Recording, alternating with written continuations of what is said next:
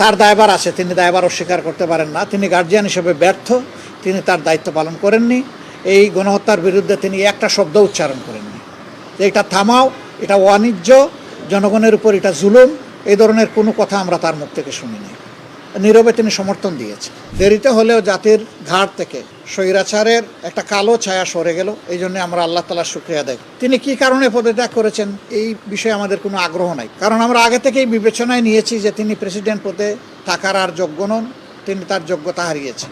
অস্থায়ী প্রেসিডেন্ট হিসাবে বাংলাদেশের সংবিধানের 54 অনুচ্ছেদ অনুযায়ী বর্তমান মাননীয় স্পিকার দায়িত্ব গ্রহণ করেছেন। আমরা তাকে অভিনন্দন জানাই এবং আমরা তাকে আশ্বস্ত করছি তিনি যতদিন দায়িত্ব পালন করবেন, আশা করব যে তিনি ন্যায়নিষ্ঠভাবে এই দায়িত্ব পালন করবেন, নির্মোহভাবে দায়িত্ব পালন করবেন। কারো প্রতি তিনি কোনো ধরনের কোনো পক্ষপাতিত্ব করবেন না। তিনি নিরপেক্ষভাবে এই রাষ্ট্রপতির মর্যাদা রক্ষা করে একদিনের জন্যও যদি তিনি দায়িত্ব পালন করেন বা যতদিন তিনি দায়িত্ব পালন করবেন, তিনি এইভাবেই দায়িত্ব পালন করবেন বলে আমরা আশা করি। যদি এইভাবে তিনি দায়িত্ব পালন করেন তাহলে আমরা তাকে সর্বাত্মক সহযোগিতা করব।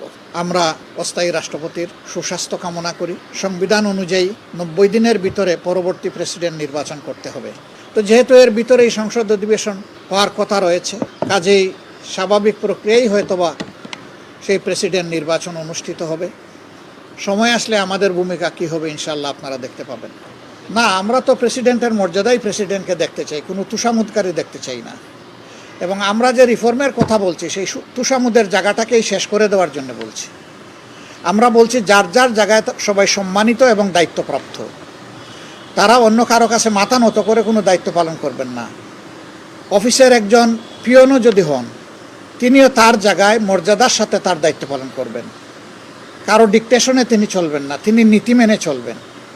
ঠিক যিনি প্রেসিডেন্ট হবেন তিনিও রাষ্ট্রের নীতি মেনে চলবেন, তিনি অন্য কারো কাছে তার বিবেককে তিনি বিলিয়ে দিবেন না, এটা আমরা আশা করব যিনি হবেন।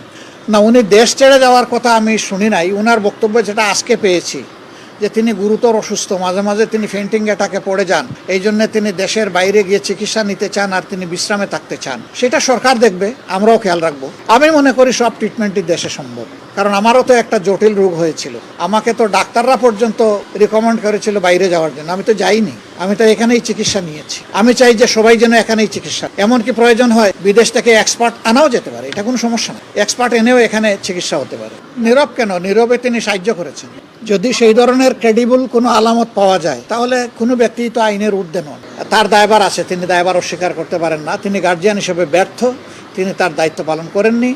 এই গণহত্যার বিরুদ্ধে তিনি একটা শব্দ উচ্চারণ করেননি যে এটা থামাও, এটা অবাঞ্ছিত, জনগণের উপর এটা জুলুম, এই ধরনের কোনো কথা আমরা তার মুখ থেকে শুনিনি। নীরবে তিনি সমর্থন দিয়েছেন।